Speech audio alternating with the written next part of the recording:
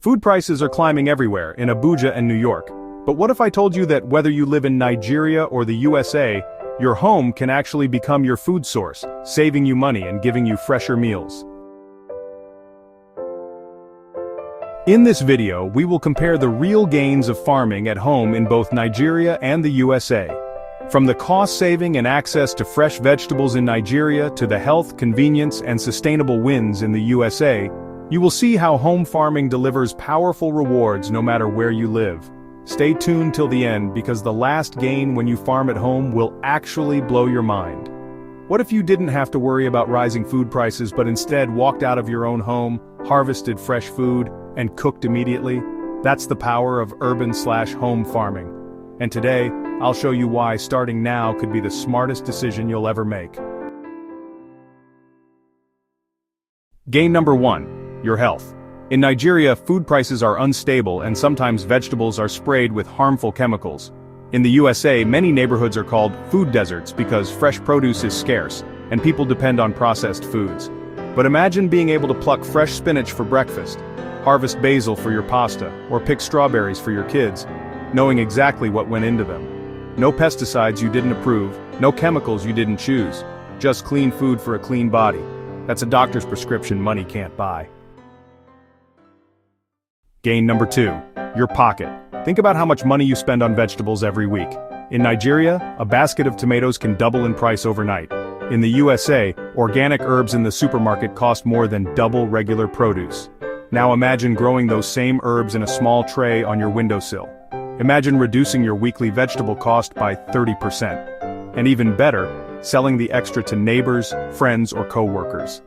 Yes, urban farming doesn't just save you money, it can make you money. And the truth is, people love buying produce they can trust. When you tell them, I grew this myself in my backyard, fresh, chemical-free, that's a selling point bigger than any supermarket label. Gain number 3, food security. In both Nigeria and the USA, families are struggling with food costs, shortages, and poor quality supply. Farming, even on a small scale, makes you part of the solution. Think of it this way, when you grow even one crop, one bucket of peppers, or one tray of microgreens, you reduce your dependence on the system. You take back control. You're no longer just a consumer, you're a producer. Gain number 4, your lifestyle and the environment. Urban farming isn't just about food, it's therapy. Studies show that touching soil reduces stress, gardening lowers blood pressure, and seeing green around you improves mental health. Instead of spending hours scrolling your phone, what if you spent just 15 minutes watering your plants? That's not wasted time, that's healing time. And think of sustainability, fewer plastic packaged foods, less transport pollution, and a greener city environment. Your little balcony farm is part of a bigger movement. And don't you now see that whether you are in Nigeria or United States, you need to engage in urban farming so as to enjoy all the gains mentioned. So now here's your first assignment.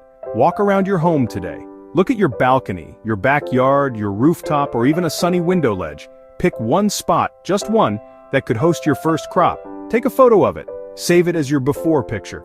Later, when your plants are thriving, you'll look back and see how far you've come. That's the seed of your urban farming journey. Friend, urban farming is not about having acres of land. It's about making the most of the small space God has already placed in your hands.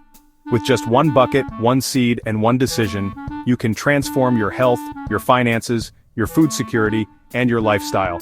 This is only the beginning. In the next video, I'll show you how to assess your space properly, so you'll know exactly where and how to start. Don't you think you need to like, share, and subscribe so as to get the full benefits of these videos? Until then, remember this. You don't need a big farm to be a farmer. You just need faith, a seed, and the courage to begin.